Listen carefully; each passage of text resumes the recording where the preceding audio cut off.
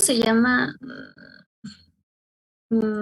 Es que la Con parte donde calma. está la aleta ventral, donde sí, igual está fluyendo, que parece como, ¿Esta parte? no, más atrás. ¿A qué te Se ve refieres? como, ay, es que no sé cómo explicarlo. Sí, como donde está fluyendo sangre, la sangre, pero parece como una telaraña. Ah, no, bueno, esos son senos, sí, venosos. A ver, permítame tantito. Esto, esto, Sí, esos. son senos venosos. Así se denominan senos venosos, lugares donde hay una amplia vascularización y sirven para drenar, porque sobre todo si fijan son azules, sirven para drenar, sí, las sustancias de desecho. Se llaman senos venosos. ¿Sí? Sí, gracias. De nada. A ver, déjenme nada más otra vez. Ahorita volvemos a compartir. El sistema vascular sanguíneo, ¿sí? Pasaríamos a revisar, ¿sí? Algunas características, ¿sí? Generales, ¿sí? Que permiten diferenciar el encéfalo o el cerebro de los peces óseos con respecto a los peces cartilaginosos, a los condriquios, ¿sí? Aquí tienen representado lo que sería un encéfalo típico de peces, de un pez óseo. ¿Sí? Y alguien de ustedes me podría señalar, así a simple vista, cuál es la principal diferencia que notan con respecto al cerebro de los tiburones y rayas.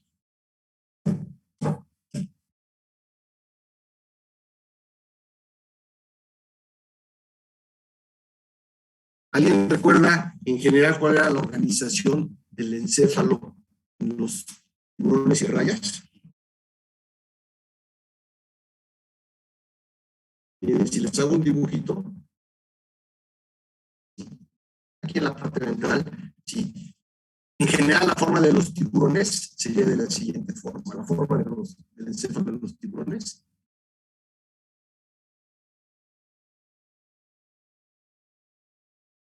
es más o menos de esa forma. ¿Sí me siguen? Sí, es decir, en los tiburones, la región olfatoria del cerebro, el encéfalo, es la más desarrollada en comparación con los peces óseos, donde sí, la región media, conformada por los lóbulos ópticos y el cerebelo, es la más desarrollada. ¿Esto qué significa, muchachos?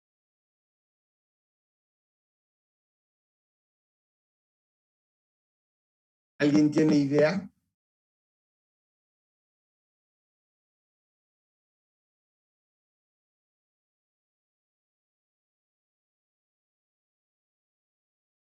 ¿Alguien tiene idea?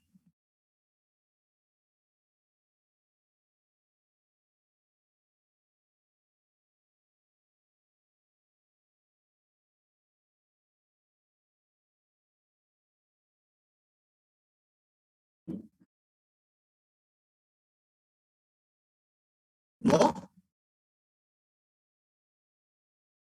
Bueno, que esto está relacionado en las dos primeras partes anteriores de las que les hablé, les señalé, es que si existe entre los tiburones y los peces un desarrollo diferencial de ciertas regiones del encéfalo y como consecuencia, ¿sí?, del desarrollo de diferencial también de diferentes órganos de los sentidos. Es decir, que los tiburones, ¿sí?, están más desarrollados, aquí lo vemos, lóbulos olfatorios. Es decir, ellos emplean y tienen más desarrollado el sentido del olfato. Mientras que los peces, como lo vemos en esta imagen, los peces tienen más desarrollado la región de los lóbulos ópticos en el encéfalo, y por lo tanto tienen un mayor desarrollo del sentido de la vista. ¿Sí?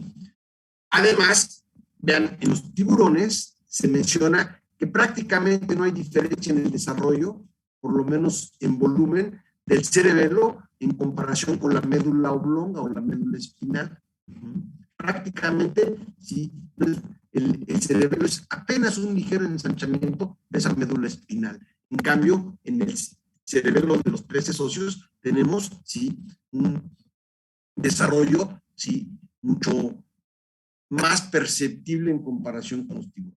Se menciona que el desarrollo de estas dos partes del encéfalo en los peces óseos con respecto, ¿sí?, a los tiburones tiene que ver, ¿sí?, con el desarrollo de pautas de comportamiento que son mucho más complejas en este grupo que en los tiburones. ¿Sí? Y por ejemplo, si vamos a los colores, ¿qué tan importantes son los colores para los peces óseos en comparación con los tiburones? ¿Sí?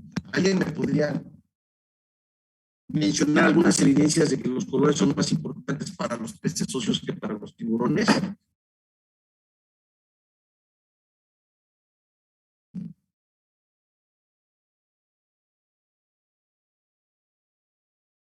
¿Podría ser para la reproducción? Como los peces generalmente tienen más colores, son más coloridos, para reconocerse entre sí. Sí, en general los peces óseos tienen un código de colores, ¿sí?, involucrado en el dimorfismo sexual y por lo tanto en el reconocimiento de la pareja. En cambio, el dimorfismo sexual secundario en los tiburones prácticamente no se da. ¿Sí? Si ustedes recuerdan, ¿quién me puede mencionar algunos atributos del dimorfismo sexual secundario en los tiburones?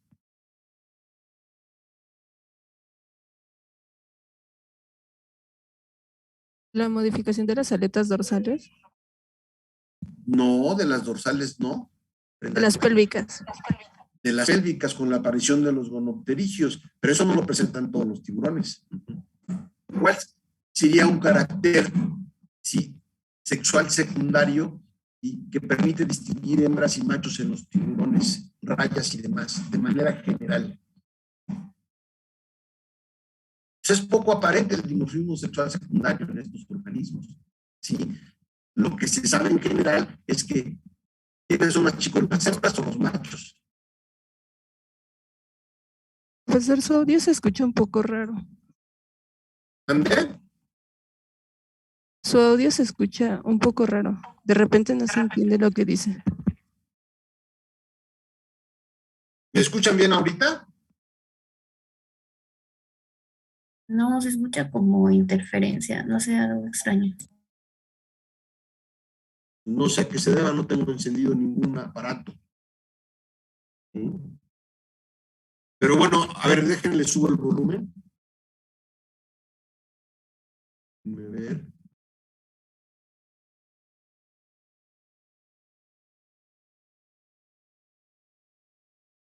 A ver, vamos a dejar de compartir.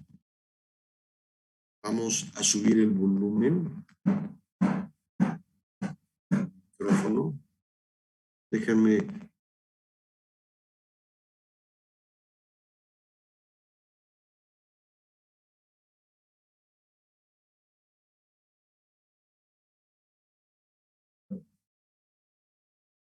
Vamos a intentar subir el volumen.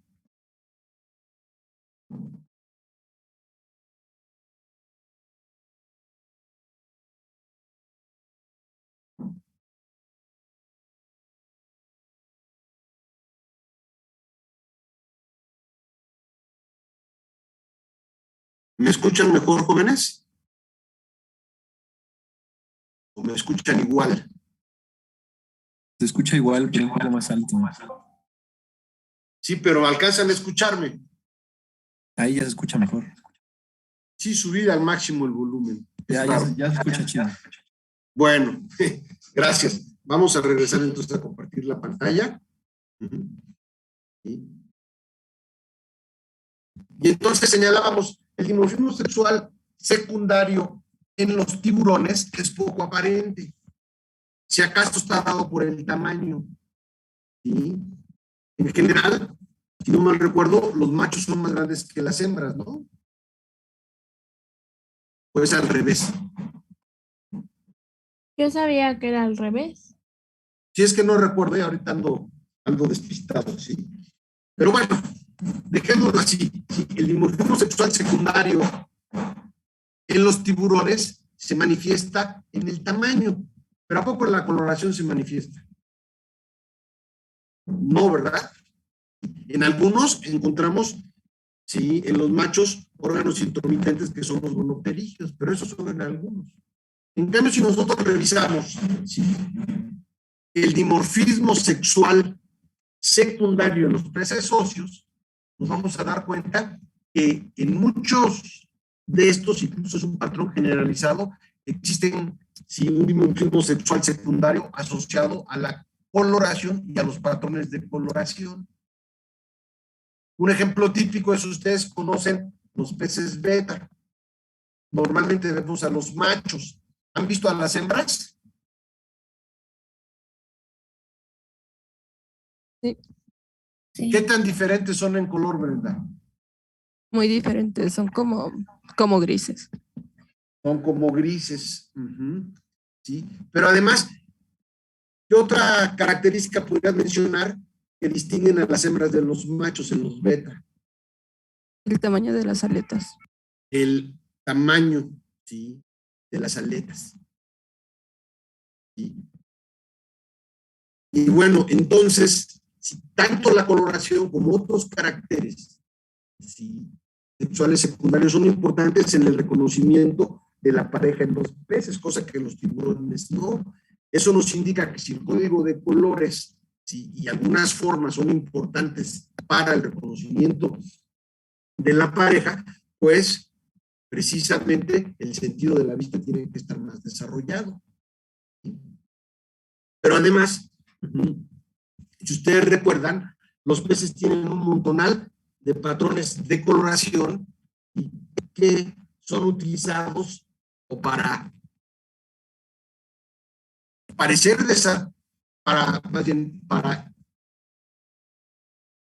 sí, parecer, ¿sí?, otro organismo, quizá más grande, ¿sí?, o quizá un depredador. Tienen coloraciones que asemejan a los depredadores, que los hacen ver más grandes, o que todo el pez parece ser nada más los ojos de otro pez. ¿Sí? ¿Sí? Y son patrones que finalmente son un lenguaje entre los peces. Estos patrones de coloración, de formas, pues sí, son detectados por los peces gracias, ¿sí?, al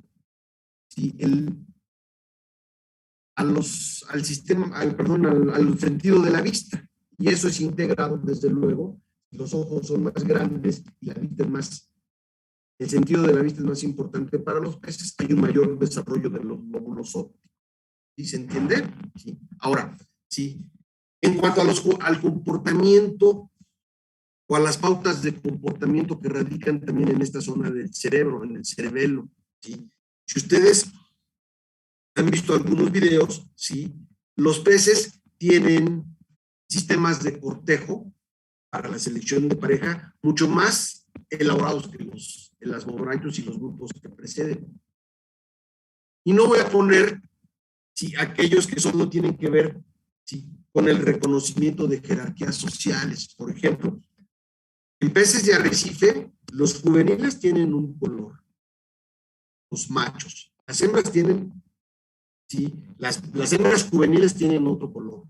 Las hembras listas para la reproducción tienen otro color diferente a los dos anteriores, y no todas las hembras que están maduras, listas para la reproducción, pero que sexualmente ya son maduras, sí, tienen ese mismo color. Es decir, tenemos hasta ahorita un código de 4 colores. Y en los machos es igual. Podemos tener machos maduros, pero en algunos sistemas solo los machos dominantes se aparean.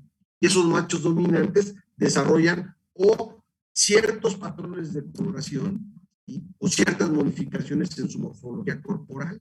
Y entonces todo este sistema, pues más bien todo este código de colores y formas tiene que ser reconocido visualmente.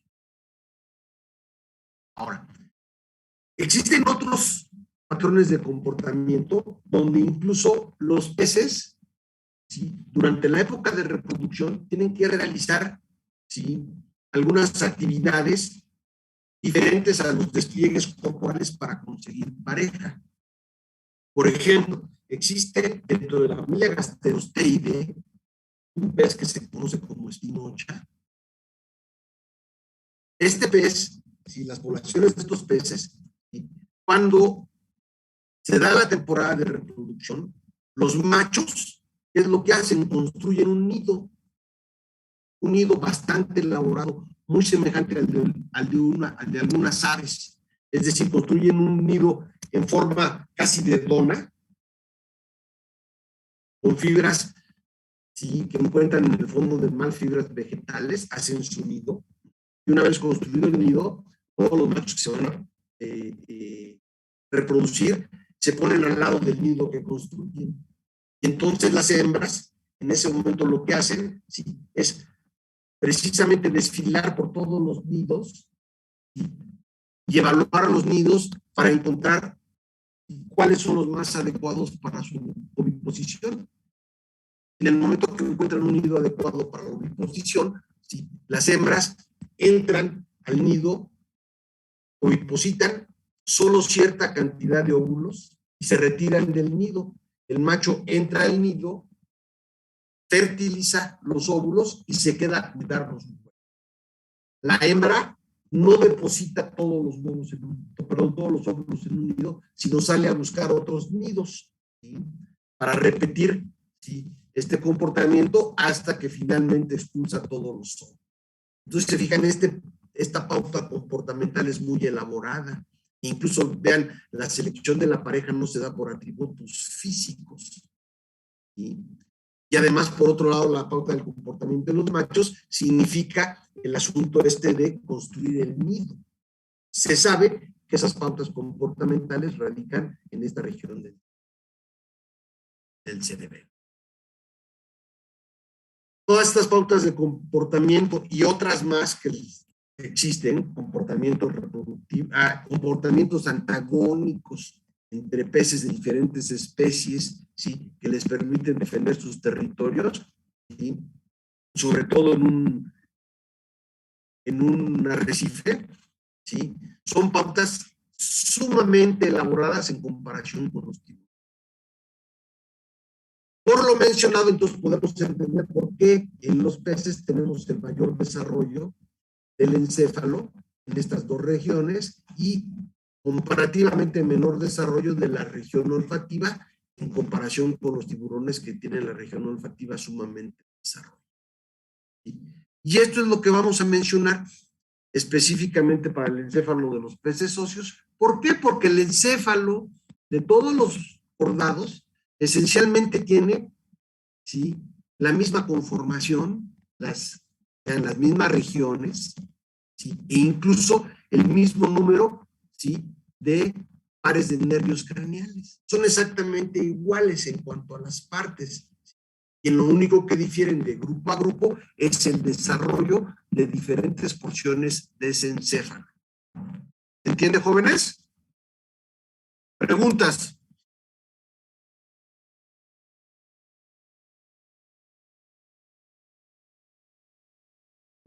No, profe, todo bien. ¿Continuamos? Bueno, entonces pasamos a la siguiente diapositiva,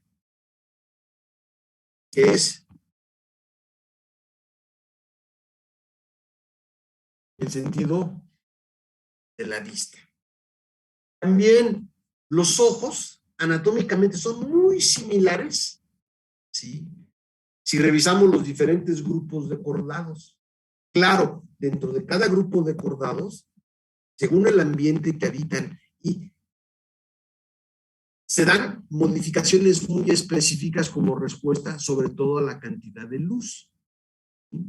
En el caso de los peces, la principal modificación que podemos mencionar en cuanto al patrón general de los ojos en los cordados Es, por ejemplo, que a diferencia de los vertebrados, donde el enfoque que da el cristalino, que se da entre el cristalino y la córnea para enfocar los objetos a diferentes distancias, se da gracias a la curvatura que tiene la córnea.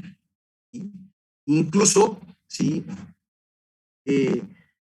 Los niños y los adolescentes que tienen problemas visuales, muchos de ellos se deben a que su córnea es sumamente plana. En la actualidad hay forma de operar el ojo para darle la curvatura adecuada y entonces ya no tengan ese problema. Sin embargo, normalmente los doctores, los oftalmólogos, recomiendan que esa operación se haga hasta que el ojo alcanza su madurez, porque puede ser que esté un poco plana la córnea cuando en los primeros años de edad, pero esa curvatura se vaya corrigiendo con la edad. En el caso de los peces no se corrige, porque no es un defecto para los peces el tener una córnea bastante.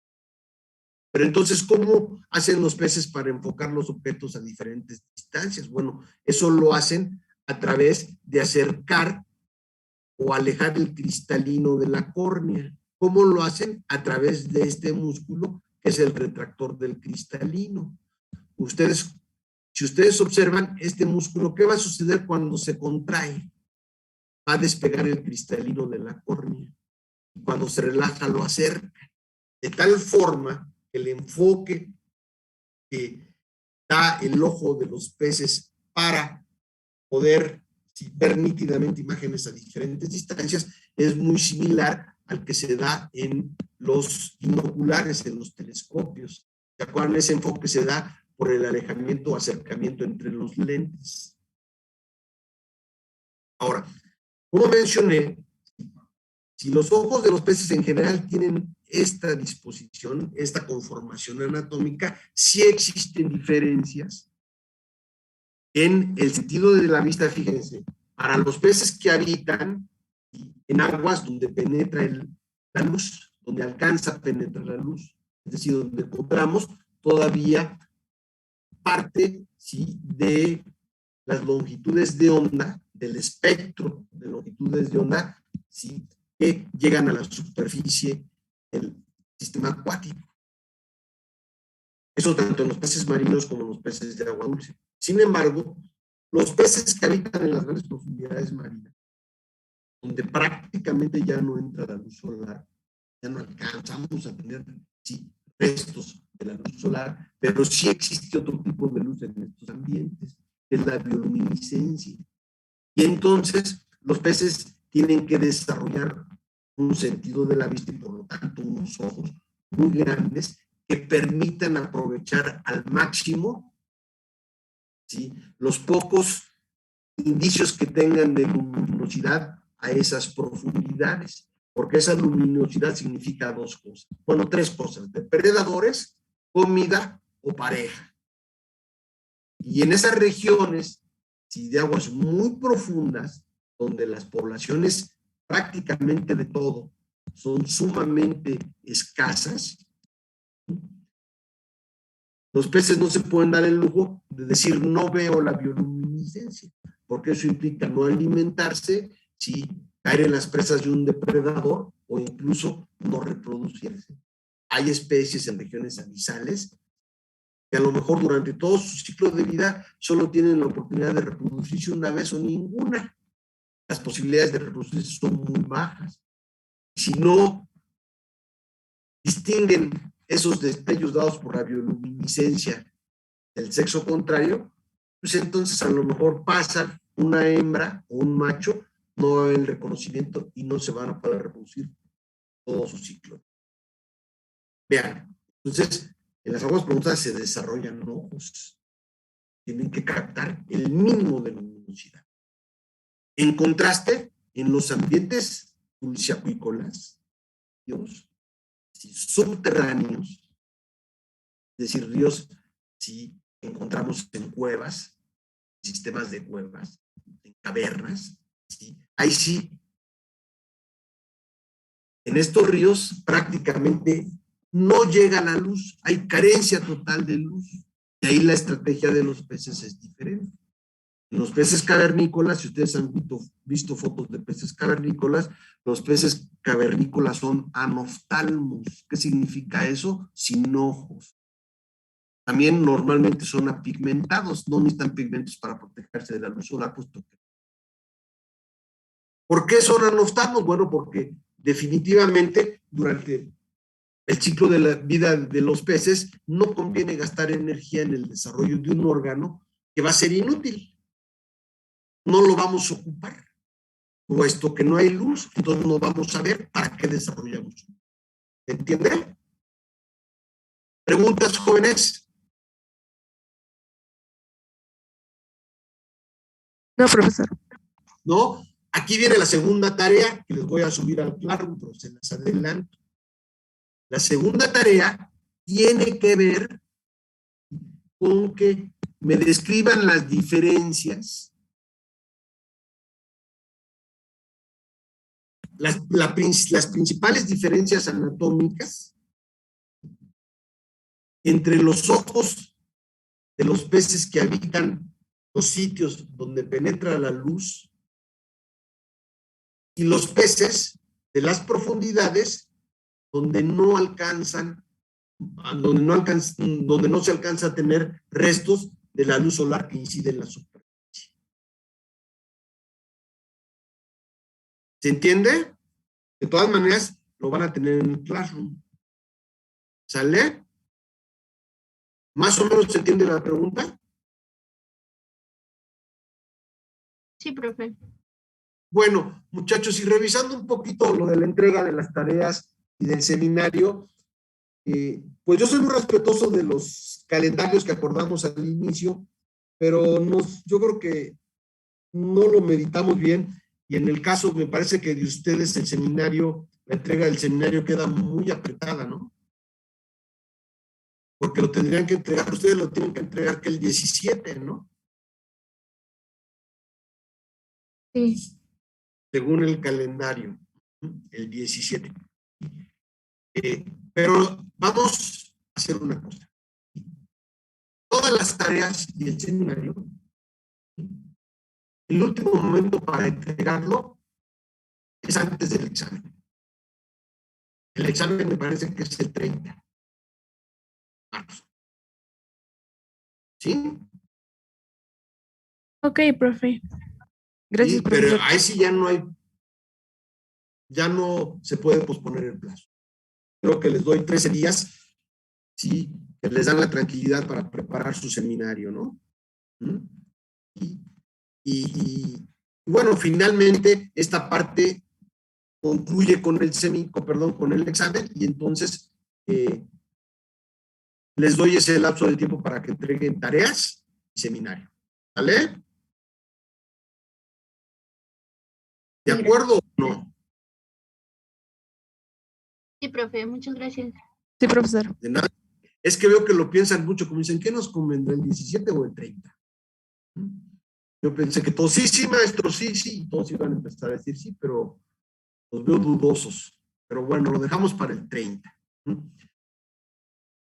Eso es lo que revisaríamos del sentido de la vista. Y de ahí pasamos, perdón, a lo que es el sentido del olfato. Permítanme, ahora todo en mi computadora está fallando. Ahí tenemos representado lo que es un saco olfatorio en los peces. Los peces presentan un saco olfatorio a cada lado de la cabeza, ¿sí? Y se encuentran, ¿sí?, ubicados entre el margen anterior del ojo y el ápice del premaxilar. ¿Se acuerdan esa zona? ¿Sí? Ahí tenemos los lóbulos olfatorios, ¿sí? Esos lóbulos olfatorios son dos sacos olfatorios. Perdón, no son lóbulos. Los lóbulos olfatorios son las porciones del cerebro donde se integran, ¿sí?, y la respuesta olfatoria, ¿no? Más bien son sacos olfatorios.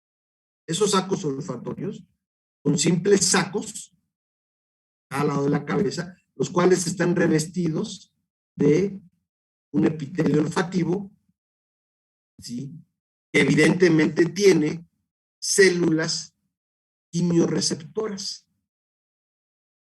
Y para que funcionen estas células quimioreceptoras, necesitan tener estímulos de sustancias disueltas en el agua. Para que esto funcione, normalmente los sacos olfatorios tienen un poro inhalante y un poro exhalante para que el agua pueda entrar y ser expulsada. Para que haya recambio de agua y por lo tanto de sustancias que son las que van a estimular estas células quimioreceptoras. ¿Sí me siguen? Bueno, esta es la conformación normal en la mayor parte de los peces. Es decir, es por eso que en los peces normalmente vamos a distinguir dos orificios nasales a cada lado de la cabeza. ¿Se entiende? Sin embargo, de manera secundaria hay peces como algunas morenas, por ejemplo, donde de manera secundaria existe otro epitelio que cubre esos poros que mencionamos, ¿sí? Y les da salida por un solo poro, pero forman un túbulo de tegumento. Sin embargo, internamente la conformación es la misma. ¿Se entiende, jóvenes?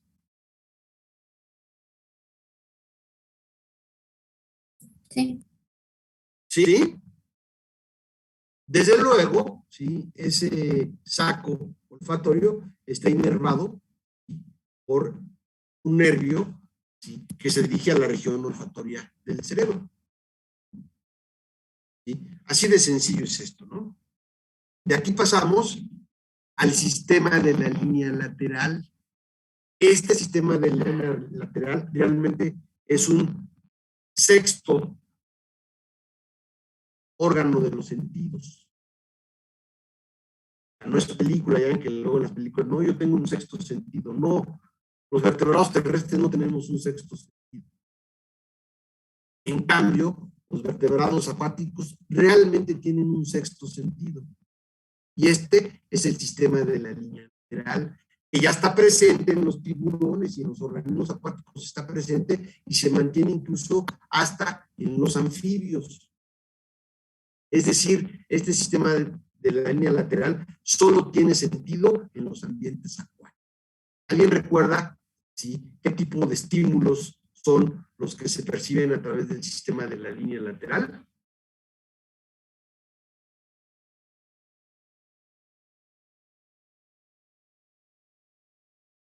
Eran los movimientos que causaban los bancos de peces que se encontraban cerca de ellos.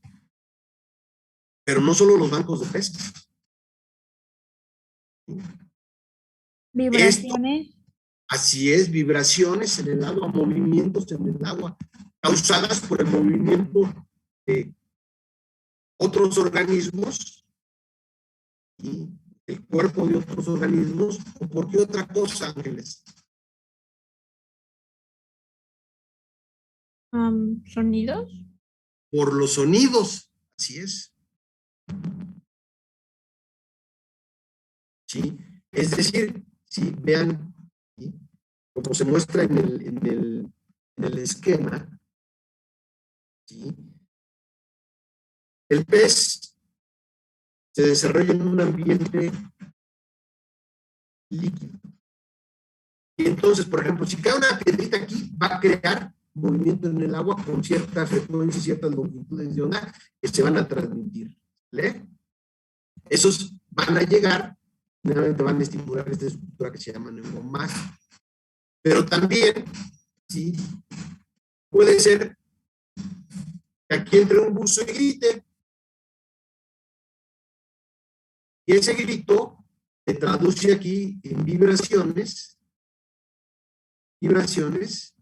desde luego de una longitud y una frecuencia diferente a la del movimiento de algo que cae en el agua, que se transmiten, ¿sí?, en el ambiente líquido, ¿sí?, y son percibidos por ese sistema de la línea. lateral. Pero ¿cómo está constituido este sistema de la línea lateral? El sistema de la línea lateral se compone de poros. En todo esto que ven, estos puntitos son poros, canales. Si lo vemos en este esquema, vamos a ampliarlo. Vean, por ejemplo, en las escamas, esto más oscuro es la escama. Y esto es el epitelio que recubre las escamas. ¿Sí? Esta es la epidermis, la dermis, y finalmente acá el músculo acá abajo. Bueno, si se fijan, si el sistema de la línea lateral está conformado por túbulos, ¿sí? Por túbulos que serían estos blancos, que se les denomina canales, los cuales tienen poros que comunican el interior de estos túbulos con el exterior. Y ese sistema de poros y canales conducen, ¿sí?, a, ¿sí?, sistemas de canales por debajo de la dermis, donde además vamos a encontrar una estructura, permítanme un momento.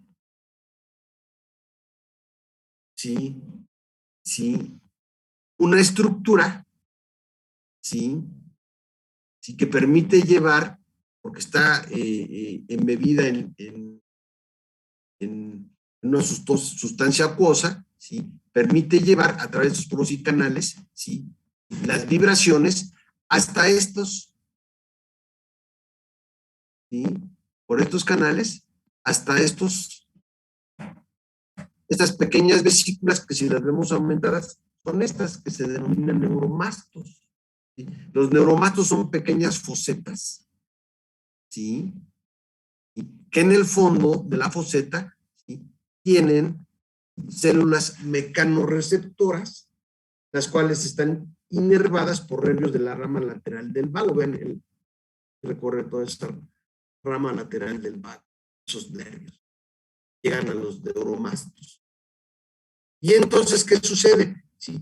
Llegan las vibraciones del agua, se conducen esas vibraciones, ¿sí?, a través, ¿sí?, ¿sí?, de la sustancia líquida que rellena estos túbulos y entran por los poros, ¿sí?, hasta llegar a estos canales más internos, y finalmente esa onda llega hasta la foseta del neuromasto y estimula a las células mecánicas.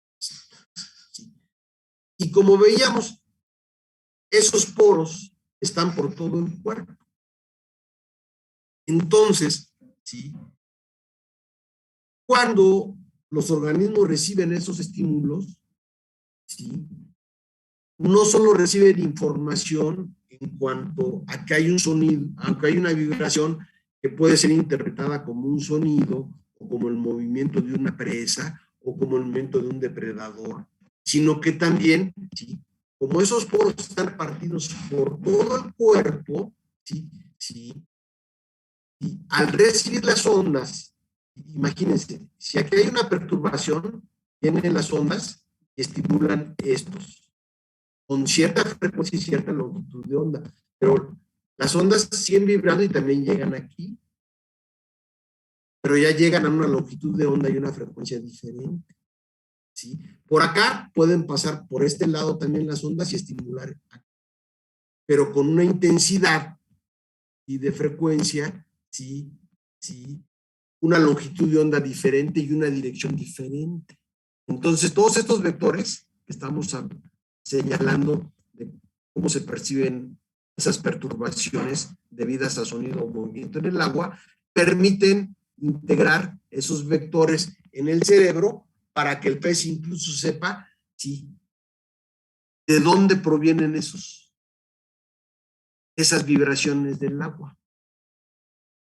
¿Se entiende, jóvenes?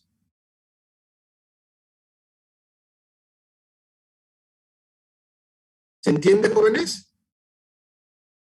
Sí, profesor.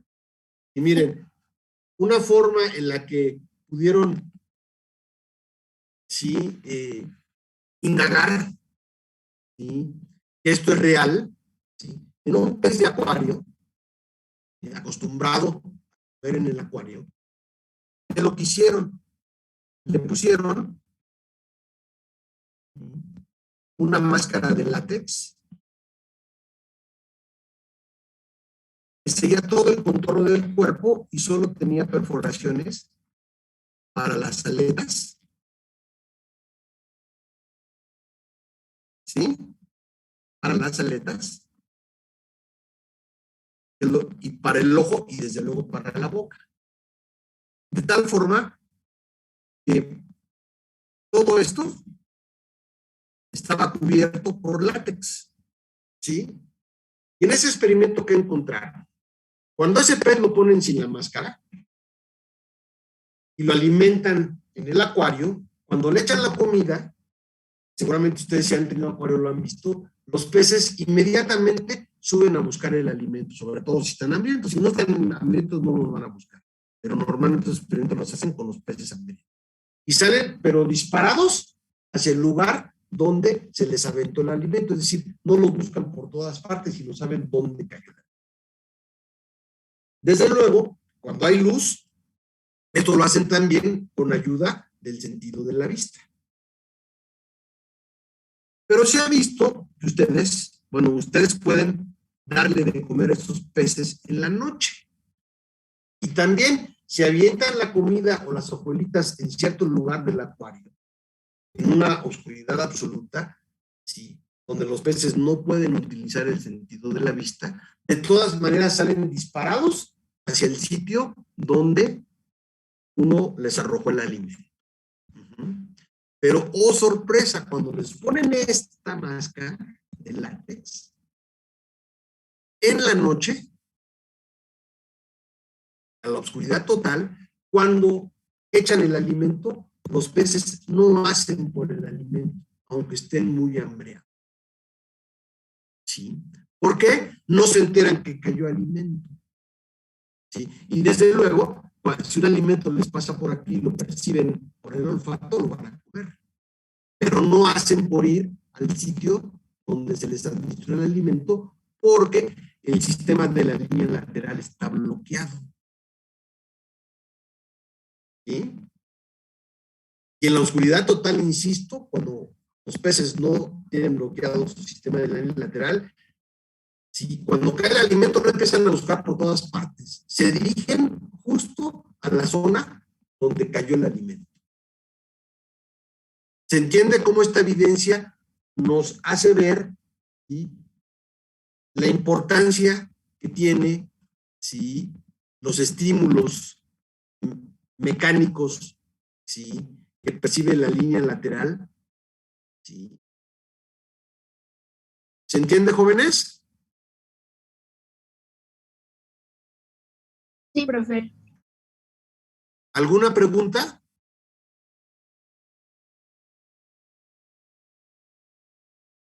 Bueno, yo solo agregaría que en el caso de los peces, esos poros canales los tenemos por todo el cuerpo, ¿sí?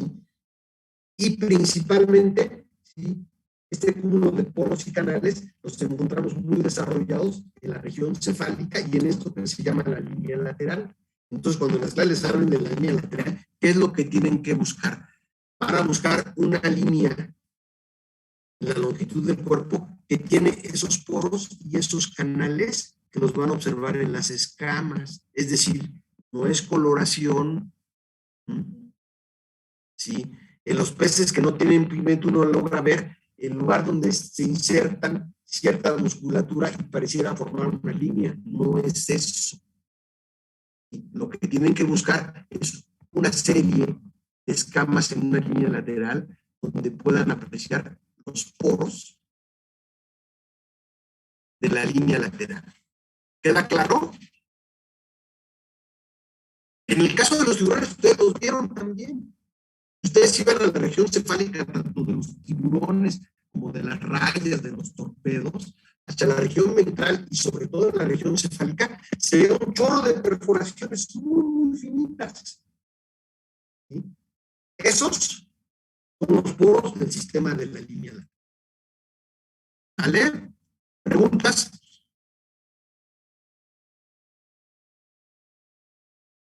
¿Preguntas, jóvenes? ¿Continuamos?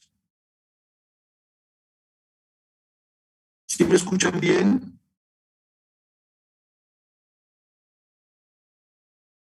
Sí se le escucha, Sí, profe, profe. pero de momentos otra vez como que le traba un poco, o sea, como que se escucha, ¿cómo decirle? Como sucio el audio. De repente, ¿sí? Ajá. Bueno, es raro, ayer no pasó, ¿no? Y estoy dándolo justo otra vez en la cocina porque están trabajando ahí en el garage y luego se escucha ruido, pero se Mire, me hace raro. ahorita, por ejemplo, que no dijo nada de la clase, se escuchó perfecto. Ah, se me hace, Pablo, que lo que no quieres es tomar clase.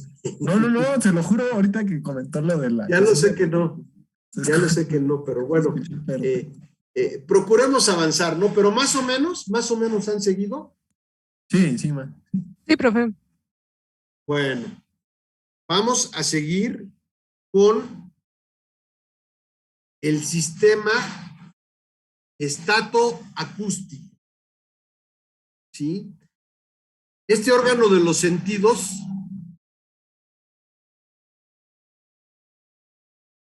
¿qué estímulos percibe?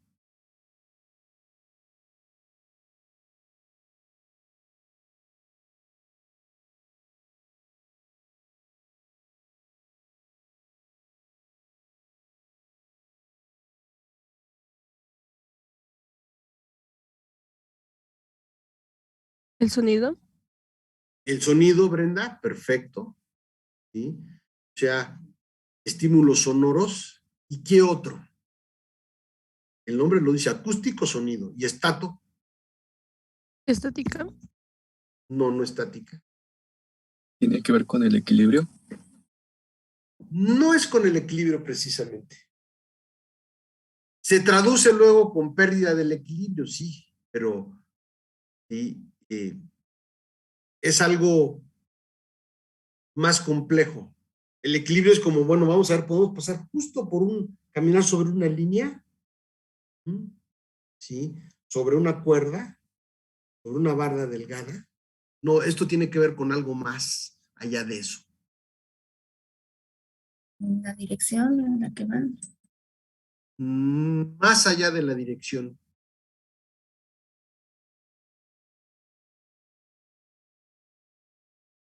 ¿Sí? Este órgano de los sentidos, este sistema estatoacústico, va a percibir, ¿sí?, nuestra posición en el espacio. Es decir, ¿sí?, este sistema es el que nos permite, cuando nosotros estamos parados, erguidos, normalmente, ¿sí?, en qué parte del cuerpo nos indica, ¿sí?, hacia dónde está el cielo.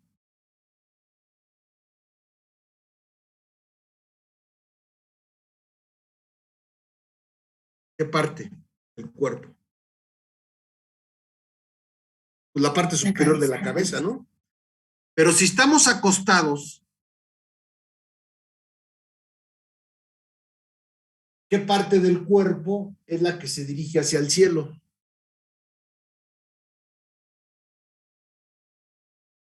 Ya no es la parte superior de la cabeza, ¿verdad? Es la cara y el vientre. ¿Pero por qué? Independientemente de la posición que estemos, ¿sí?, no, perdón, independientemente de que cerremos los ojos, tenemos esa idea del espacio.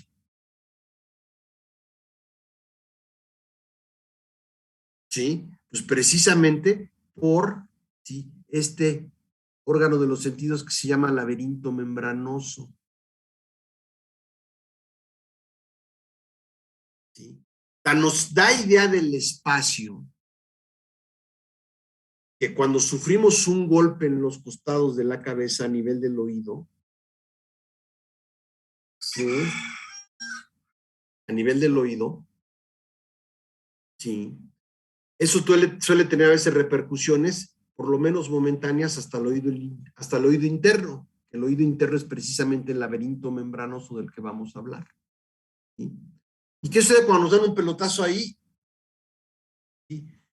¿Qué sensación tenemos? ¿Qué sensación se tiene? ¿Alguien recuerda cuando le dan un golpe aquí?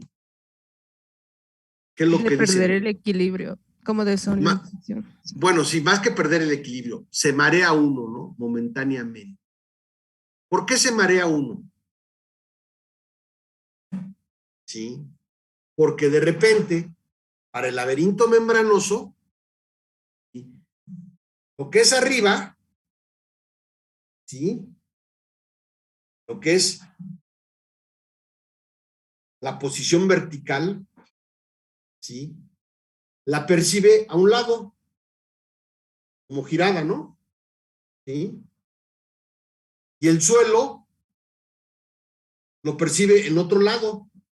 Y al siguiente segundo cambian estas percepciones y entonces parece que todo nos gira. Tenemos ahí un problemita de percepción del espacio. ¿Sí? A ver, denme un segundito, por favor.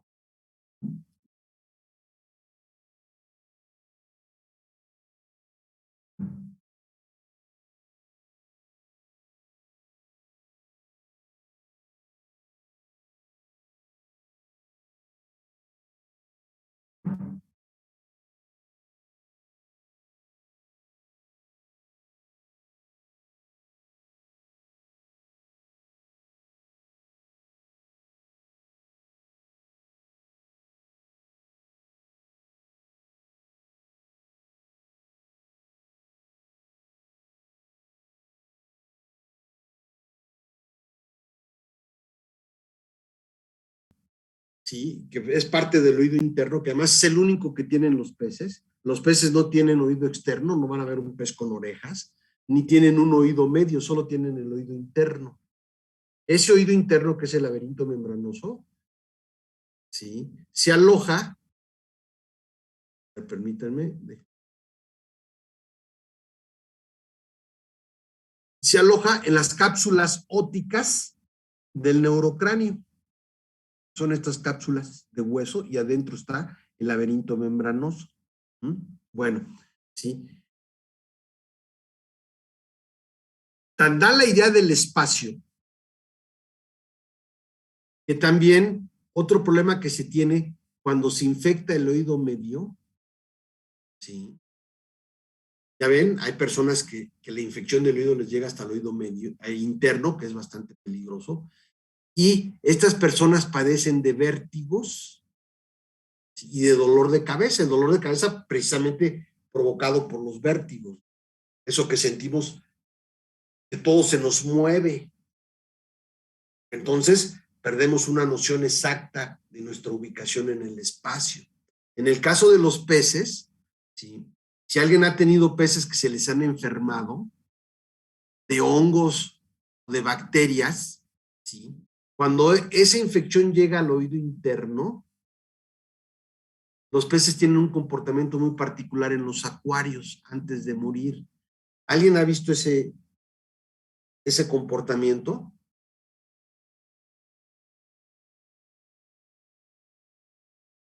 Se voltean. Así es, ¿sí? Es decir, empiezan a nadar muy erráticamente, ¿sí? Y finalmente incluso nadan con la panza hacia arriba antes de morir y por varios minutos, pueden ser horas, ¿sí? Es una indicación ya cuando un pez está nadando boca arriba, es que la infección ya la tiene en el oído medio, en el oído interno, perdón. ¿Y por qué nada con la panza hacia arriba? Porque ya perdió noción del espacio también. E incluso antes de nadar boca arriba, si nada muy erráticamente, nada hagan de cuenta como paradito, sentido vertical o un poco diagonal, de repente hacia abajo, de repente bien, de repente con la panza hacia arriba. Y es porque se ha dañado el oído interno o laberinto membranoso. Entonces, ¿sí? Este sistema de los sentidos, el estato acústico, está conformado por esta estructura que ustedes ven aquí, que se llama laberinto membranoso y que está inmersa en las cápsulas ópticas del cráneo. ¿Sí?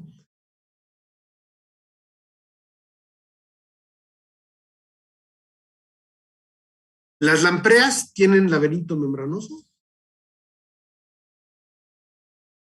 ¿Los peces bruja o michínidos tienen laberinto membranoso? ¿Los tiburones tienen laberinto membranoso? A ver, jóvenes. ¿Qué me dicen?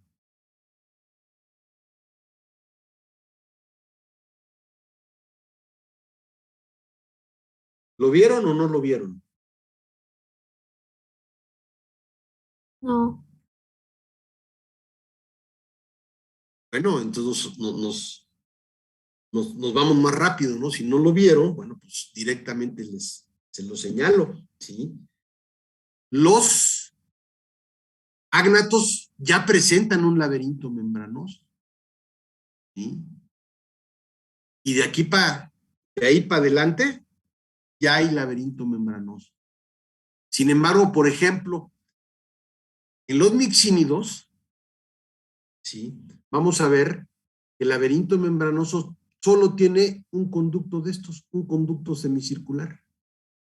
Y que realmente le dicen conductos, pero son túbulos, ¿sí?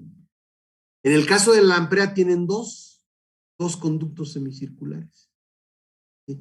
Ya en los tiburones tienen 3, ¿sí? Bueno, pero ¿qué es el laberinto membranoso? ¿Cómo es anatómica? El laberinto membranoso son unos túbulos, ¿sí? Y un saco, o sáculo que le llaman aquí, un saco, ¿sí? Todos estos están huecos, ¿sí? Son de origen endodérmico y están revestidos internamente por un epitelio constituido por células mecanorreceptoras. ¿Me siguen? Bueno. Y además, sí, el interior tanto de los túbulos como del sáculo está embebido de endolinfa, está lleno de endolinfa. Y adicionalmente, en el interior, por ejemplo, del sáculo, tenemos este gran huesito, que realmente es un hueso diminuto, pero gran huesito porque casi ocupa todo el sáculo, que es la sagita. No me interesan los nombres, pero sí cómo funciona esta estructura, ¿sí? Y esta está aquí en el sáculo, ¿sí? Por otro lado tenemos, ¿sí?, estos otros otolitos, que se encuentran en los conductos semicirculares que forman en conjunto lo que es el utrículo. ¿Sí? Bueno, pero ¿cómo este sistema que pareciera ser muy sencillo? Bueno, y desde luego, sí, esos epitelios internos con células mecanorreceptoras están inervadas, es decir, tienen nervios que conducen el estímulo mecánico al cerebro, a la región óptica, ¿sí?, del cerebro. Bueno, ¿sí? Pero ¿cómo es que capta esos estímulos el laberinto membranoso? ¿Alguien tiene idea? Tenemos que hablar de cómo es que capta, ¿sí? Cómo es que capta los sonidos, cómo es que capta esos estímulos que nos dan idea del espacio.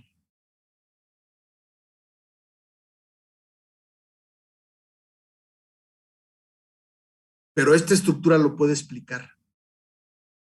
¿Alguien tiene una noción de cómo funciona esto? Por ejemplo, ¿cómo creen que funcione para percibir los estímulos acústicos?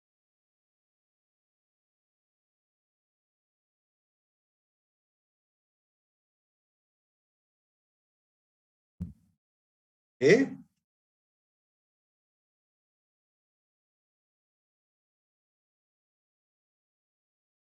Los mecanorreceptores recibirían las vibraciones, ¿no?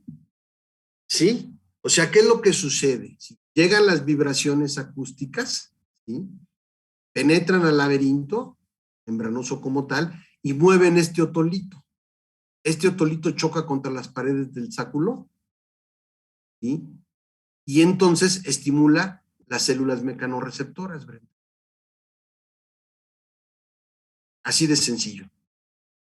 ¿Sí? Ese como que es fácil de comprender.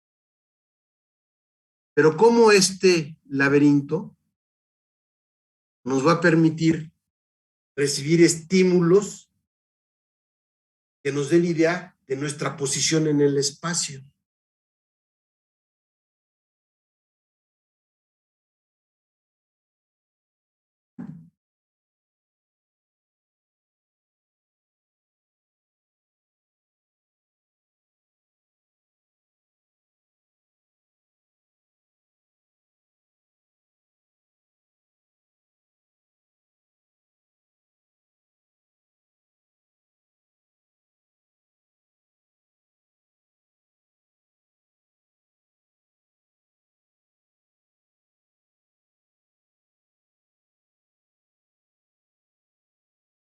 ¿Nadie?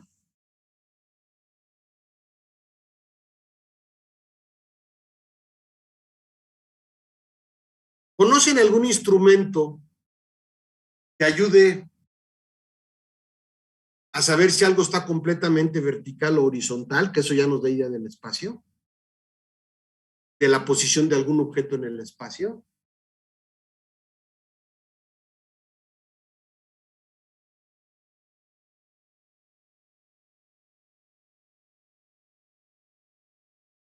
Es decir, como un carpintero. ¿Se refiere al nivel, profe? Ah, claro, al nivel, Pablo. Sí, el nivel. ¿Nos puedes describir cómo es un nivel? Sí, un nivel, pues es como una barra, plana que tiene en el centro y en los laterales unos tubitos chiquitos de plástico que encierran un líquido, pero tienen una porción de aire. Entonces se forma Tienen como una burbuja de aire, sí. Una burbuja, exactamente. Y cuando queremos... ¿Y qué más tienen aparte? Pues tienen pues marcas de medida, ¿no? Como una regla. No. En el tubito tienen algo que es muy claro aparte del líquido. Claro, sí, en el tubo tienen unas marcas que definen como lo que sería la mitad del tubo. Son dos marcas unas rayitas negras. Ajá. Sí, sí. Y entonces, ¿cómo le haces para saber que algo está completamente horizontal? Porque la burbuja de aire que está dentro del líquido se queda entre esas dos marcas. Tiene que estar entre esas dos marcas cuando tú pones tu nivel en posición horizontal. ¿Sí? ¿Qué sucede si la burbuja se va a mover en el tubito dependiendo de la posición que des? Cuando está completamente horizontal, va a estar justo la burbuja en medio de las dos marcas negras. ¿Sí? Si se cuelga un poquito hacia la derecha, hacia mi derecha, la burbuja va a tocar la línea del lado izquierdo. Y entonces tú sabes que tienes que subir la madera del lado derecho para que la burbuja otra vez se mantenga en el centro. ¿Sí?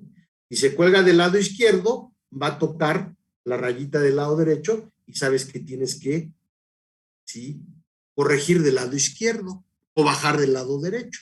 ¿Se entiende? Si nosotros hacemos esta analogía, ¿el nivel se parece al laberinto membranoso? Y si es así, díganme las partes, ¿cómo nombrarían en ese nivel las diferentes porciones del laberinto membranoso? ¿Ya vimos? El sonido se percibe en esta parte. Quiere decir que la idea del espacio, la percepción del espacio, es en estos túbulos que se comportan como un nivel.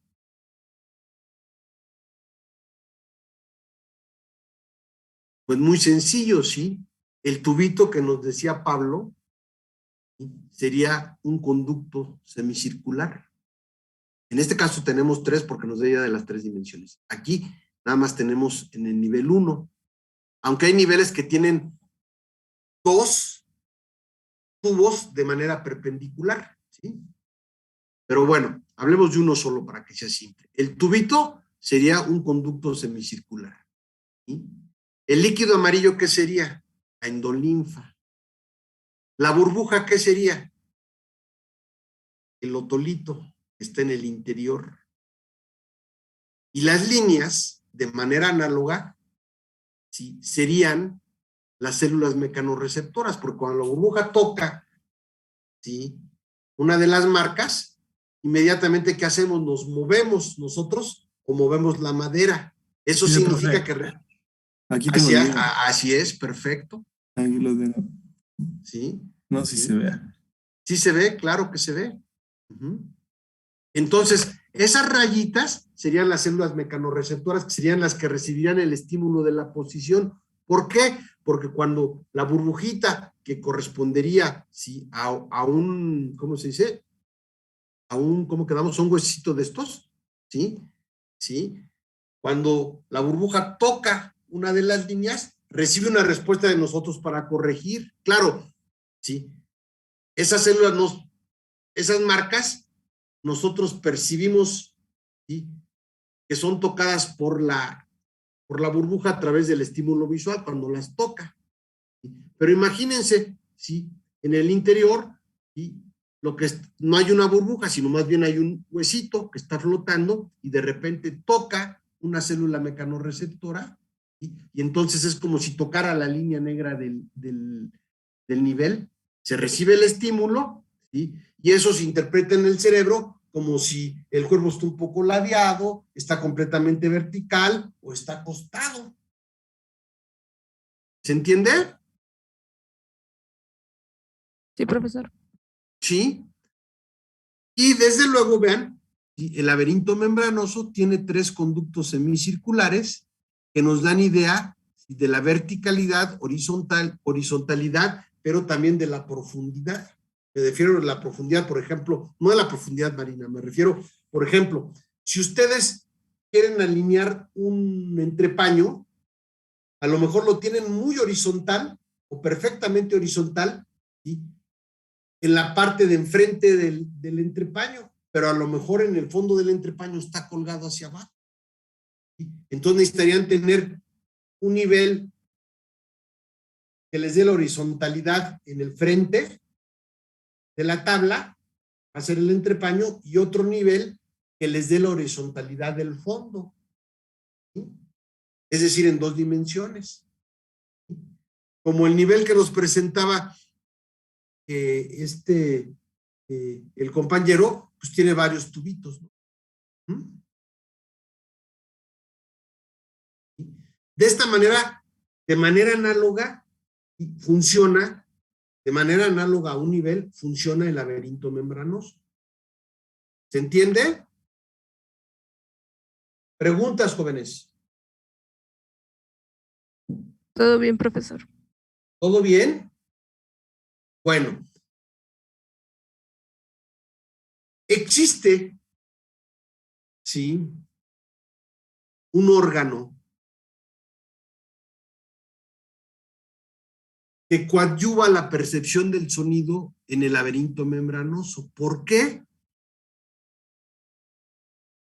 Porque conduce, ¿sí?, ondas sonoras al laberinto membranoso y además las conduce ya amplificadas. Ese órgano es la vejiga gaseosa. ¿Se acuerdan que vimos la clase pasada? Y aquí tenemos 2 esquemas de la vejiga gaseosa. Nosotros quedamos que la vejiga gaseosa puede percibir, ¿sí?, ondas sonoras que llegan, tocan las paredes de esta vejiga gaseosa, ¿sí?, y por su conformación empiezan a vibrar, pero ¿sí?, esta cámara actúa como una cámara de resonancia y amplifica el sonido. Lo mismo acá. Pero ¿cómo le hace para conducir esas ondas sonoras hasta el laberinto membranoso? ¿Cómo es que se conducen esas ondas sonoras? ¿Sí? En algunos peces, la vejiga gaseosa, ¿sí?, forma 2 lóbulos anteriores. Vean aquí, 2 lóbulos anteriores en la vejiga gaseosa. Y esos lóbulos tocan las cápsulas ópticas del cráneo, donde se aloja el laberinto membranoso. Esa es una solución para coadyuvar a la percepción del sonido mediante la conducción y amplificación de las ondas sonoras por la vejiga natatoria. Pero existe otro patrón estructural, que es, aquí tenemos, el que tenemos señalado aquí tenemos, ¿sí?, la vejiga gaseosa. Y bueno, pues resulta que las primeras 4 vértebras, ¿sí?, junto con los osículos intervertebrales, los que decíamos que estaban entre las espinas, ¿sí?, y entre los ¿cómo se llama?, las parapófisis de estas 4 vértebras en la región ventral, ¿sí?, se modifican para formar una estructura que se le denomina osículos de Weber. ¿Y qué es lo que hacen estos osículos? Simple y sencillamente es una estructura que le da continuidad, es decir, hace que todos los huesos se toquen entre ellos y que en la parte posterior de esos 4 osículos entren en contacto con la vejiga gaseosa y la parte anterior toque, ¿sí?, las cápsulas ópticas, y entonces se pueda transmitir el sonido amplificado hasta las cápsulas ópticas y por lo tanto, ¿sí?, pueda pasar el sonido a el laberinto membranoso, ¿sí?, al sáculo específicamente. Ahora, aquí habría que preguntar, las ondas sonoras en el ambiente acuático viajan, eso, ¿no?, en un medio líquido. Llegan al cuerpo, tienen que atravesar el cuerpo para llegar a, ¿sí?, la vejiga natatoria, y luego de ahí se tienen que transmitir a través de las vértebras y llegar a unas cápsulas hechas de hueso también, o sea, material sólido, y de ahí pasar las ondas sonoras a el laberinto membranoso. La pregunta sería, el hecho de que las ondas sonoras pasen del ambiente, de un ambiente líquido, y se propaguen en materiales sólidos, ¿sí?, ¿eficientará la transmisión del sonido o no?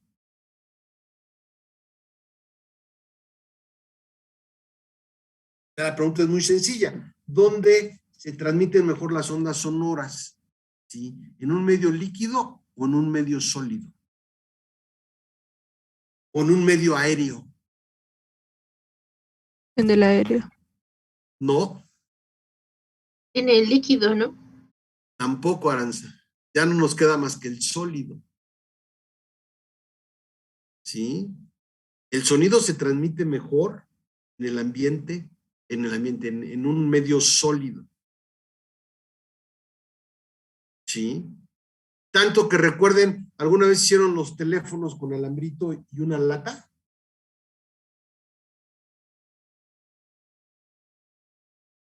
Sí. ¿Sí? O bueno, por lo menos lo vieron en la película esa de ¿qué? De Somos Niños, o no sé cómo se llama esa película. ¿Sí? Donde los hijos de todos los protagonistas se quedan en un cuarto, les quitan los celulares y se pueden hacer estos teléfonos con hilos y latas. Si ustedes hacen eso, ustedes pueden hablar despacito de la lata y el que está en el otro extremo los escucha perfectamente bien. ¿Sí? ¿Sí? Y lo que dijo no se puede transmitir por el aire tan fácilmente.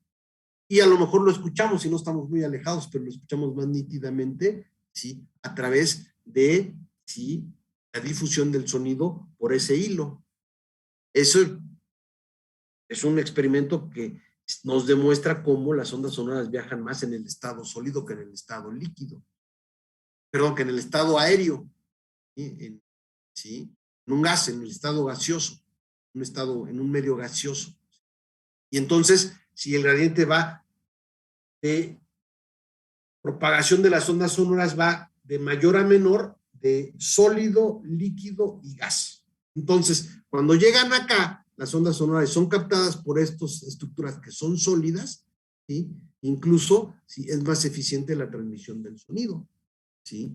Tan eficiente es que, vean, no entran por un conducto, ¿sí?, ni los osículos de Weber, ni estas, ¿sí?, ¿cómo se llama?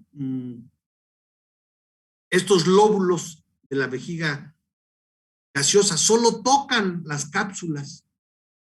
Y las cápsulas ópticas son de hueso, son sólidas. Pero insisto, ¿sí? En un medio sólido se transmite mejor. Y de esa manera, la vejiga gaseosa contribuye a, ¿sí?, conducir las ondas sonoras hasta el laberinto membranoso.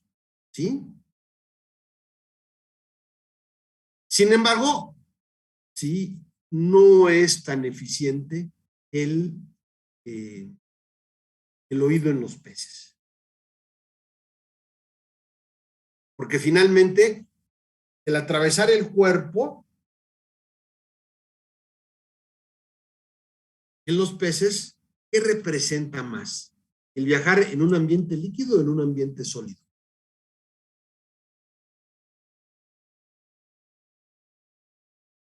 ¿Se entiende la pregunta?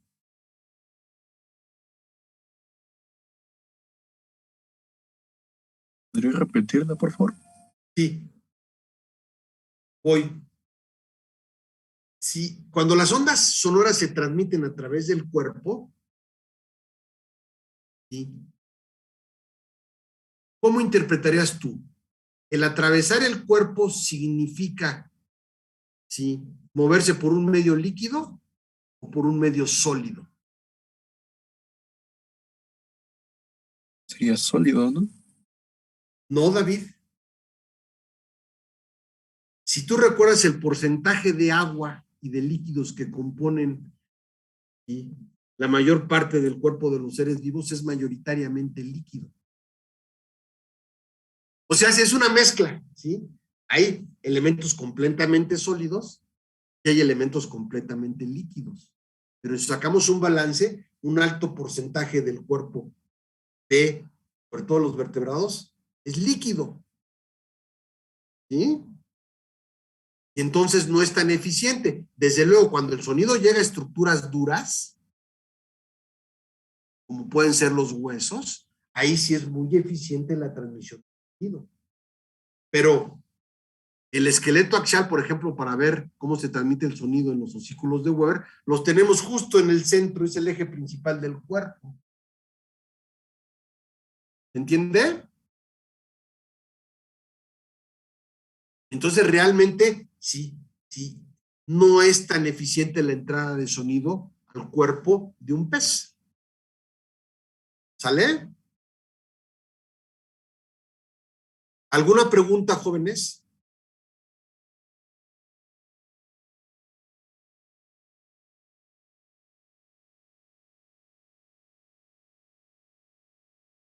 ¿Alguna pregunta en cuanto a este sistema estatoacústico? No, profesor.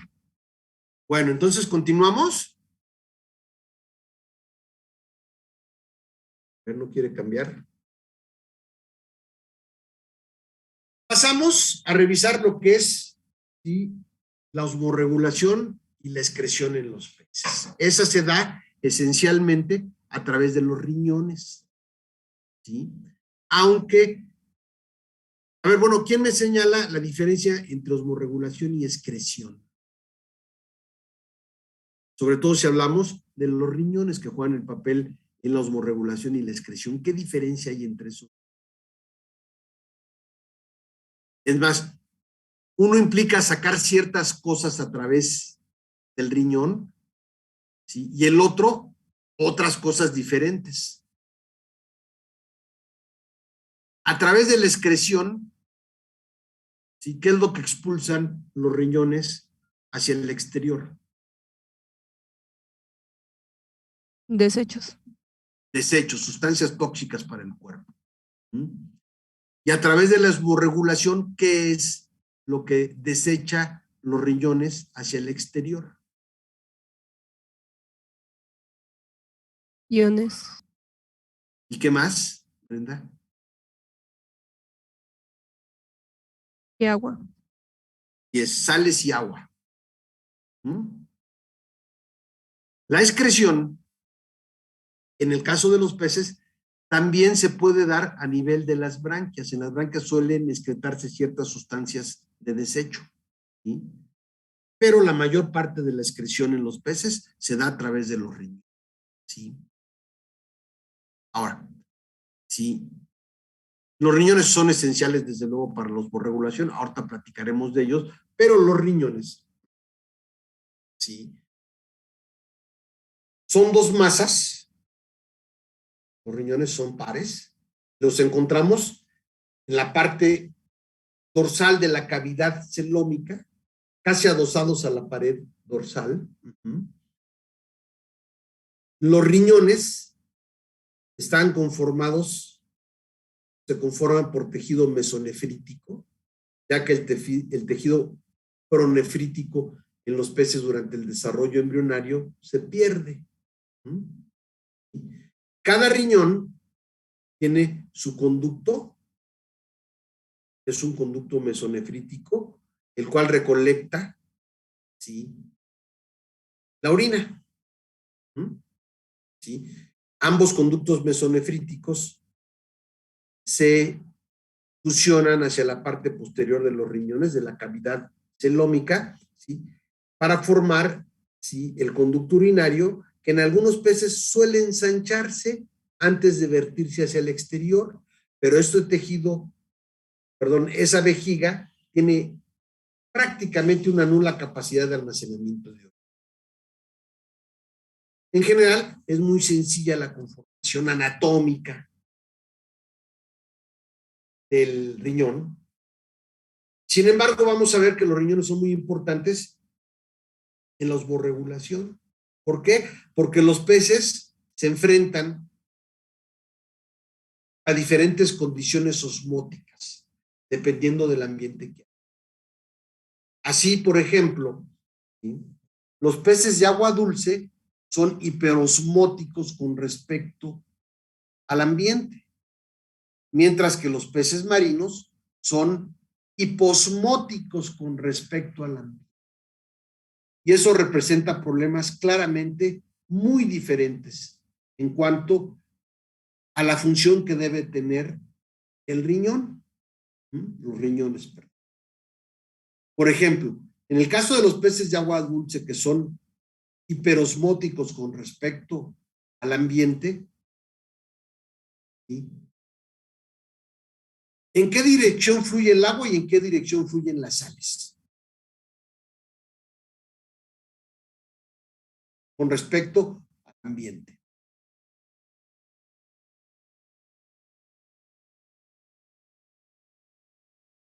¿Salen las sales del pez y entra agua?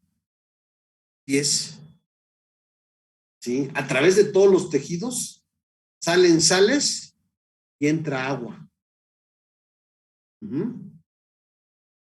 Entonces, el pez, si no tiene un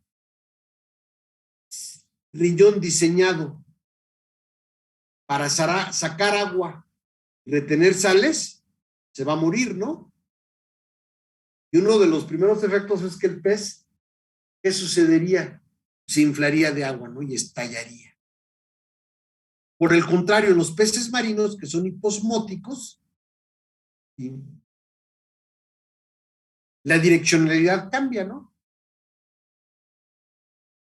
¿Sí? El agua tendería a salir del cuerpo y las sales a entrar. ¿Se entiende?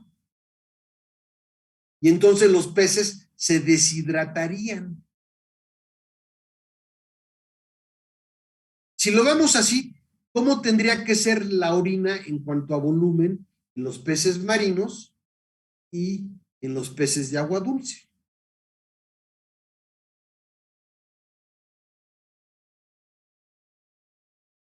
Sería menor en los de agua dulce. No, Brenda. Recuerda que en los de agua dulce el agua tiende a entrar. Entonces, ¿qué tienen que hacer los peces? Intercambiar agua.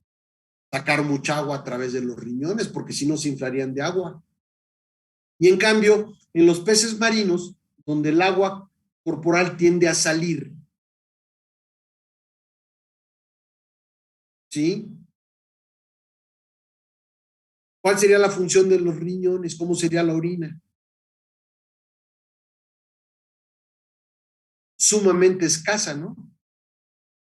Para retener agua y no la sigas perdiendo. ¿Se entiende?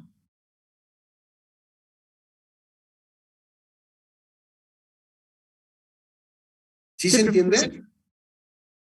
Bueno. Tercera y última tarea, ¿eh? Tiene que ver con esto. ¿Cuáles son las adaptaciones anatómicas que diferencian los riñones de los peces de agua dulce con respecto a los peces marinos?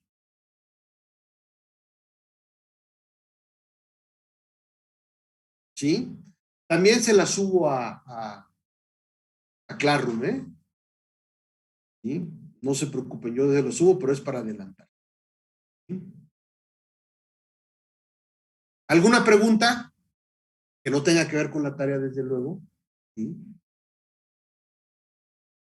Está fácil, ¿no? ¿Podemos continuar? Profesor, Sí, escucho, Brenda. ¿cómo dijo que se llamaba el tejido del que estaban hechos los riñones? Ah, el tejido mesonefrítico. Es tejido mesonefrítico. Y además cabe aclarar, sí, hacia la parte anterior es más masivo el riñón, ¿sí? Y está constituido también por tejido mesonefrítico. Aquí incluso lo vemos, vean aquí cómo se prolonga el riñón. Esta parte, sí, tiene más bien una función linfoide. Y la parte más anterior de ambos riñones, ¿sí? Y entonces, en la parte anterior de los riñones de los peces, ¿sí? No juega un papel en la osmorregulación y la excreción. Es una función linfoide, ¿sí? Nada más. ¿Sí? Pero el riñón está conformado por tejido mesonefrítico. ¿Sale? Gracias. De nada, Brenda. ¿Alguna otra pregunta? Bueno, algo que no aclaré. Ese conducto urinario, ¿sí? Puede primero, ¿sí?, llegar a un seno urogenital, donde se junta con los conductos, ¿sí?, gonádicos, y de ahí, a través de un orificio, ¿sí?, sería un orificio urogenital, sale al exterior. ¿Vale? O puede unirse directamente sin formar un seno urogenital, los conductos, ¿sí?, gonádicos, y expulsar, ¿sí?, a través de un poro, ¿sí?, hacia el exterior, o pueden estar separados, ¿sí? Es decir, vertir hacia el exterior de manera independiente. ¿Vale? Bueno. Si no hay preguntas, pasamos al último tema de esta revisadita muy general de la anatomía de los peces, que es el aparato reproductor. El aparato reproductor, tanto masculino como femenino, en general está conformado por dos gónadas, ya sean dos testículos o dos ovarios, uno a cada lado del cuerpo. En los machos prácticamente no cambia esta conformación, es decir, dos testículos, ¿sí?, los cuales vierten sus productos o se recolectan los productos, ¿sí?, en vasos eferentes, los cuales se comunican a un conducto longitudinal, ¿sí? Los vasos eferentes de cada una de las gónadas. Ese conducto longitudinal conduce, ¿sí?, el esperma, ¿sí?, hacia la parte posterior, donde en la parte posterior se puede unir, ¿sí?, el conducto, ¿sí?, longitudinal, ¿sí?, con el conducto urinario, ¿sí?, y estos, a su vez, finalmente, los de ambos lados se pueden unir ¿sí?, se unen, perdón, con el conducto urinario, ¿sí?, pueden desembocar en un seno urogenital y después vertir al exterior, ¿sí?, su contenido a través de la abertura urogenital. En general, podemos decir que esa es la disposición también en los ovarios.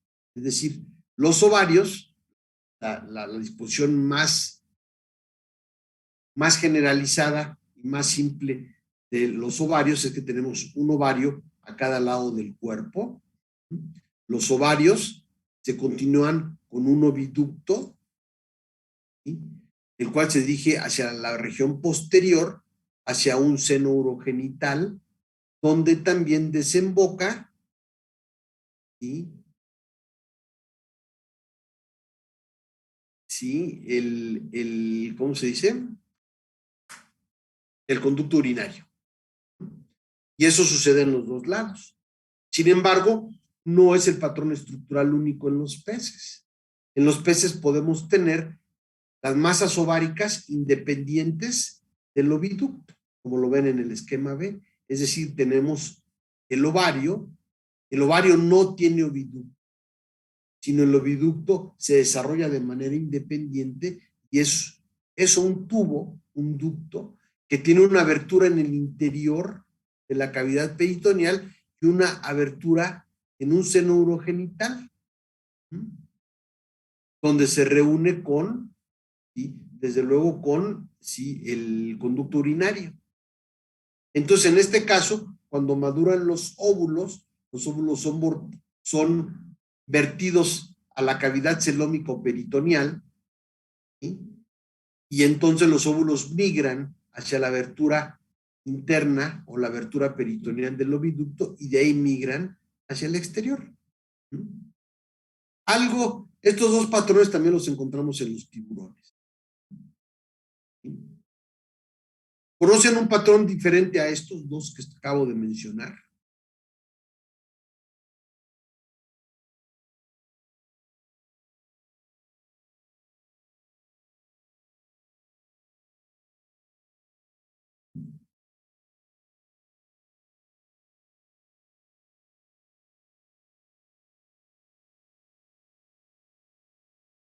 Por ejemplo, los tiburones, se agrega una estructura más que es la glándula nidamentaria. ¿Se acuerdan? La glándula nidamentaria, que sirve para secretar una sustancia corácea que además recubre al huevo, le da protección y además esa cubierta corácea tiene una especie de zarcillos que son como unos resortitos, ¿sí?, que permiten anclar esa estructura, y una vez que es depositada al ambiente, a vegetación para que se mantengan fijos, ¿sí? Pero en general, o tienen la disposición que mencionamos en la letra A o en la disposición en la letra B. Pero la pregunta es, en algunos otros grupos que revisaron antes de los peces óseos, ¿había otro patrón estructural, otra anatomía de las gónadas? ¿O siempre han sido estas dos?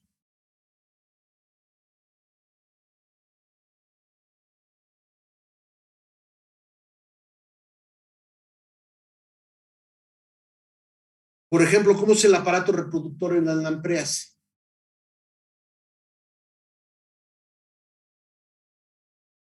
¿Tienen oviductos o conductos longitudinales las gónadas de las lampreas?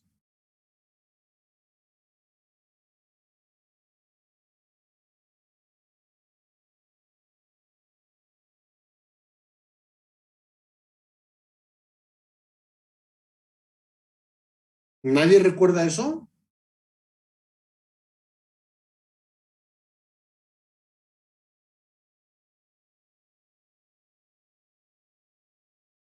Las lampreas y las gónadas de las lampreas no tienen conductos y para sus células sexuales. La pregunta sería entonces, ¿cómo es que esas células sexuales llegan al exterior?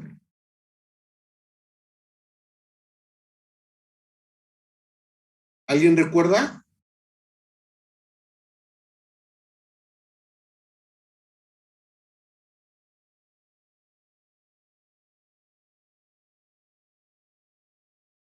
¿Qué sucede cuando maduran las células sexuales en el ovario y en los testículos, cuando se va a dar la reproducción?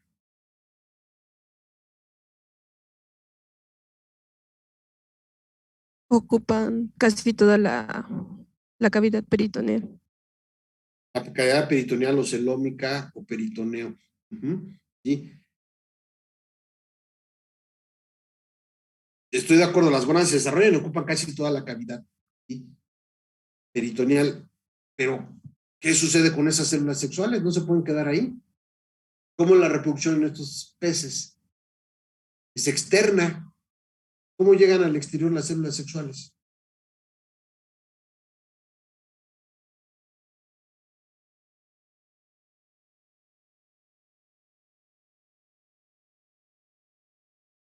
Es una pregunta obligada, ¿no? ¿Cómo? Si no tienen, ya les dije, sus propios conductos. Es decir, cuando esas masas ováricas y testiculares están en su máxima dimensión que pueden alcanzar, prácticamente estallan y se vierten todas las células sexuales a la cavidad celómica. ¿Cómo salen de ahí al exterior?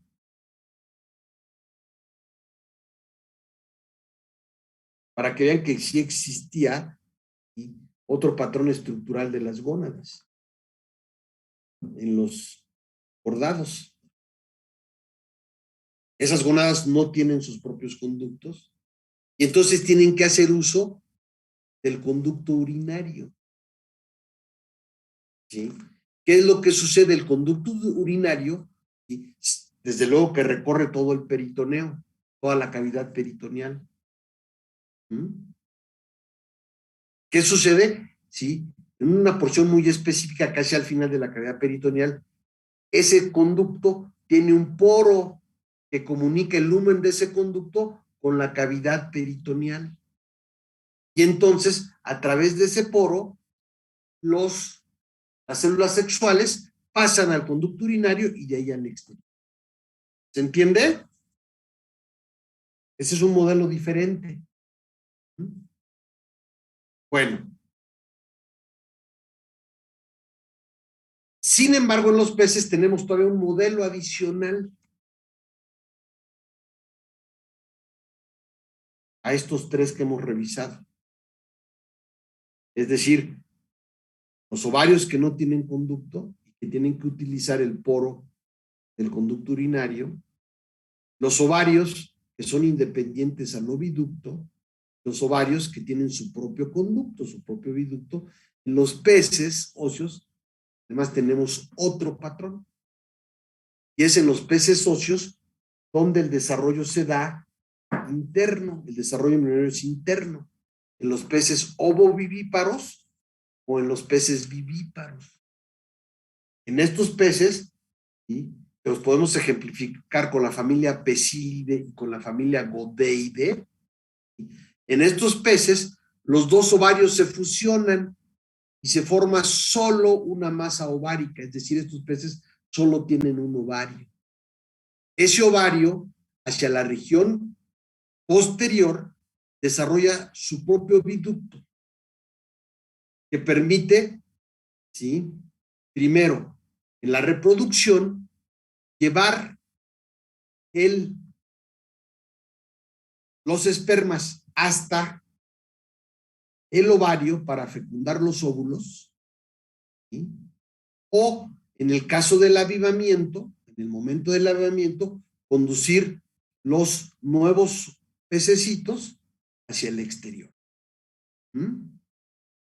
El desarrollo, ¿sí?, de los huevos es en el ovario. ¿Sí? El ovario se transforma en un útero durante el desarrollo. Pero entonces ese es el otro patrón estructural en el cual los ovarios se fusionan para formar una sola masa ovárica. Esa masa ovárica tiene su propio oviducto y esto se da en los peces ovovivíparos o vivíparos. ¿Se entiende, jóvenes? Sí, profe. ¿Alguna pregunta?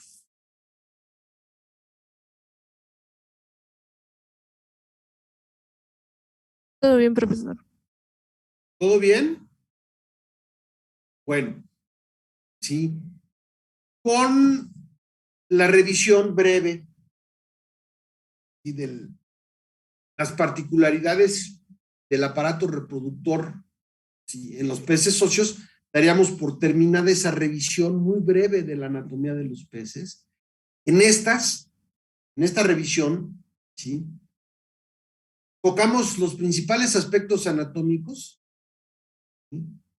Que van a ser considerados en la diagnosis de los grupos hacia el interior de los teleostomos, específicamente de los peces de aletas radiadas. ¿Sí? Y a partir de la próxima clase vamos a empezar a revisar los grupos al interior, ¿sí? De los peces de aletas radiadas y después de los peces de aletas carnosas, y vamos a ver que ya van a ser muy pocas, ¿sí? Las características anatómicas que se mencionen en la diagnosis que vamos a tener que explicar. Y no las explico aquí porque son muy particulares o para determinados grupos, ¿sí? O son particulares para el caso de los sarcopterigios, de los peces de aletas carnosas, ¿sí? Pero como ese grupo es muy reducido, ¿sí? Sí, en ese momento sí haremos la explicación pertinente. ¿Sí? Y aunque es un tema un poco árido, ¿sí? Vamos a ver que cuando revisemos los diferentes grupos al interior de tanto los peces de aletas radiadas como los peces de aletas carnosas, ¿sí? Nos va a permitir hacer una revisión rápida de los grupos, porque ya vamos a entender el idioma con el cual nos describen a esos diferentes grupos. Y cabe mencionar que a diferencia del resto de los grupos de vertebrados y de cordados que revisaron, nosotros no vamos a hacer la revisión, ¿sí? De los peces óseos hasta el nivel de orden. ¿Por qué? Porque no acabaría. Es una cantidad enorme de orden, inmensa de orden. Yo creo que ni en una clase de doctorado, ¿sí? De ictiología sistemática se revisan todos los órdenes. Entonces la revisión que vamos a hacer va a ser por arriba del nivel de orden, ¿sí? Y claro, cada grupo lo ejemplificaremos con algunos órdenes que tengan importancia económica, importancia ecológica, particularidades biológicas que llaman la atención, ¿sí? Y la revisión de esos grupos a nivel de familia y de género, ¿dónde creen que la vamos a ver? En el laboratorio. Vamos a ejemplificar algunos órdenes, ¿sí? Con familias y géneros. Y ahí vamos a ver cómo las características anatómicas que permiten distinguir las familias y los géneros son características muy, muy particulares que además difícilmente tienen un significado filogenético. ¿Sí? ¿Se entiende, muchachos? Bueno, recuerden que para el próximo lunes una sección se tiene que presentar en el Z3 para tener la práctica correspondiente, ¿sí? Y la otra sección, y eso lo acordamos los profesores, la otra sección, los profesores del curso, la otra sección va a tener la práctica a distancia a través de Zoom y la van a tener también conmigo. Lo decidimos así porque pues, lo que normalmente manejamos en el laboratorio es la práctica con los ejemplares vivos, los ejemplares en físico, y esa forma de dar la parte práctica, pues la manejamos todos los profesores del laboratorio. En cambio, esta modalidad de la parte práctica a distancia, pues ya les había comentado, esta parte la ha implementado un servidor, y para no meternos en líos,